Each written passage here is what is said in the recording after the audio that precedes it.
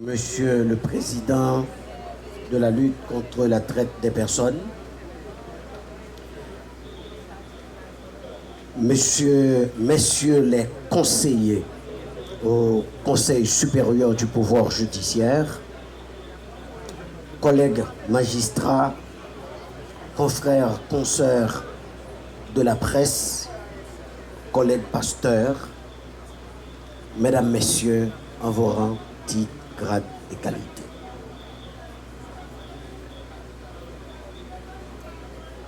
Je voudrais en tout premier lieu remercier le Seigneur, le grand Dieu, en Jésus-Christ, qui m'a façonné et qui a fait de moi l'homme qui est devant vous ce matin. Que le nom du Seigneur soit glorifié.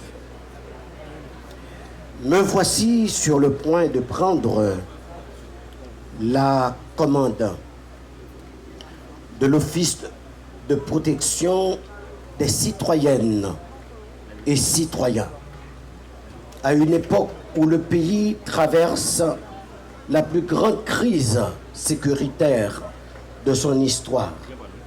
Reconnaissons-le tout de suite. Autant qu'Haïti est connu comme étant la première république noire indépendante du monde, à ce titre, la première à avoir proclamé le principe de liberté des peuples et l'égalité d'entre les races. Autant qu'Haïti est perçu aux yeux du monde entier depuis quelque temps comme un État failli. Il est indéniable aussi que lorsqu'on évoque le concept État dans le champ administratif, il se ramène, pour faire simple, à une synthèse des différentes branches de l'administration publique. En d'autres termes, c'est la faillite de l'administration publique haïtienne en général, dont il est question aujourd'hui, celle des élites haïtiennes, sous toutes les formes, donc notre faillite. Nos échecs, notre incapacité de faire face aux grands défis de l'existence en tant que peuple sont palpables et tangibles aux yeux du monde entier. Ils s'apparentent à l'image de milliers de billes renversées à même le sol, claquant, sautillant à tout va, qu'il convient de ramasser.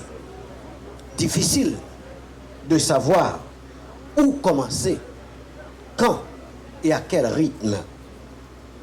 À peine une méthodologie de ramassage établie, des milliers d'autres billes sont déversées encore et encore. Tout ceci est de nature à décrédibiliser n'importe qui, de n'importe quel niveau d'intelligence, de bonne foi, ou au mieux, en termes de cohérence, de méchanceté qu'il y a derrière. Je voudrais, en dépit qu'il n'est pas avec nous ce matin, m'adresser au protecteur sortant. Tandis que je m'apprête à vous succéder, mon ami, Maître Renan Edouville, à ce poste d'importance, je salue l'excellence des travaux que vous avez accomplis durant votre mandat. C'est un fait. Même s'il arrivait durant votre gouverne, certaines fois, que des circonstances fortuites ont bâché votre lumière.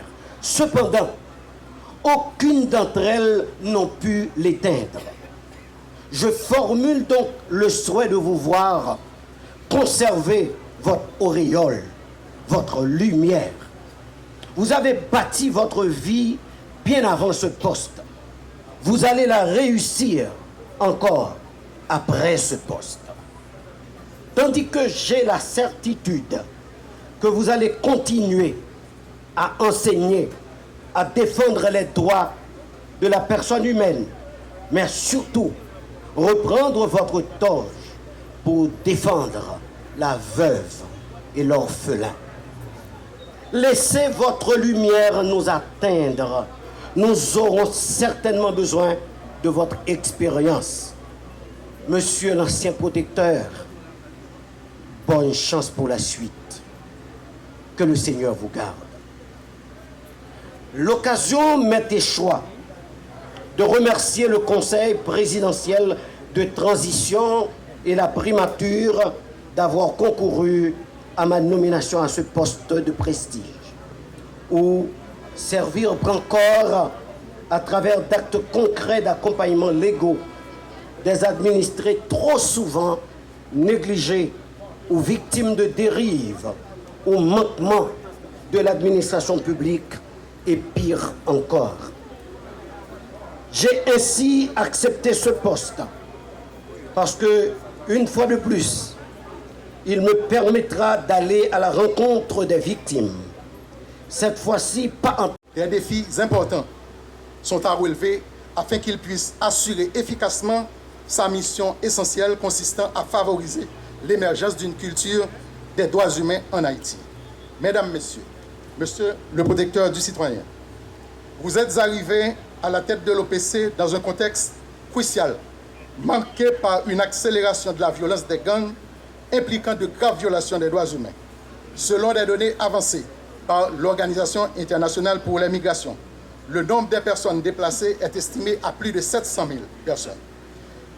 Cette organisation souligne le besoin urgent d'une réponse humanitaire pour faire face à cette forte augmentation des déplacements.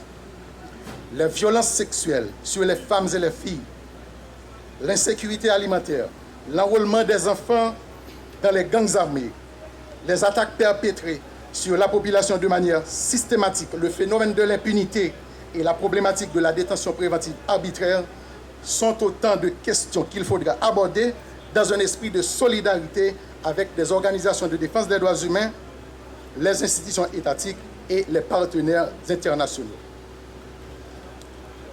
Je suis convaincu que sous votre leadership, l'OPC se relèvera à la dimension d'une institution nationale qui jouera pleinement son rôle de médiateur et de défenseur des droits humains. Car votre longue expérience dans la magistrature constitue une référence en matière de la lutte pour le respect des principes universels des droits de l'homme, portant particulièrement sur le respect des libertés individuelles, des garanties judiciaires, des droits fondamentaux, sans oublier votre combat dans la lutte contre la corruption qui demeure une entrave au développement du pays.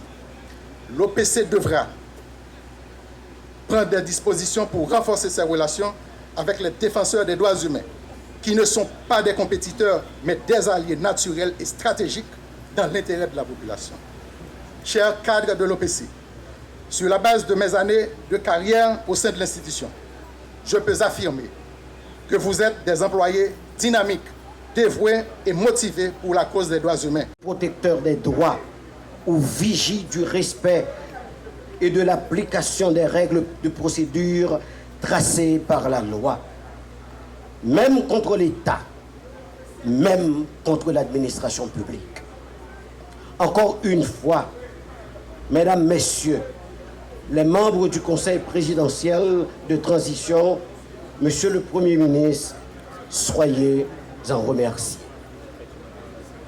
Cette fonction que je m'apprête à remplir ne peut l'être sans le concours ni l'assistance active, dynamique des dizaines d'hommes et de femmes qui composent le service de l'Office de protection du citoyen.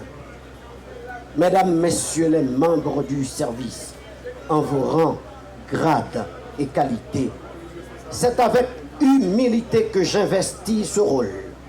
Je compte ardemment sur vous pour mener à bien, dans sa multiple polarité, la réussite, parce que la réussite doit être collective. Je parle même de l'idée d'équipe d'aujourd'hui. Vous venez de changer de coach, mais l'ossature demeure.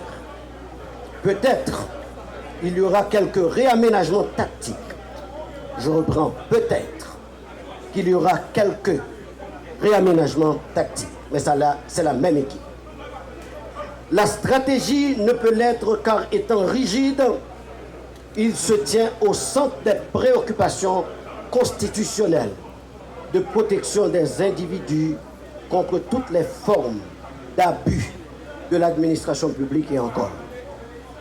L'objectif premier est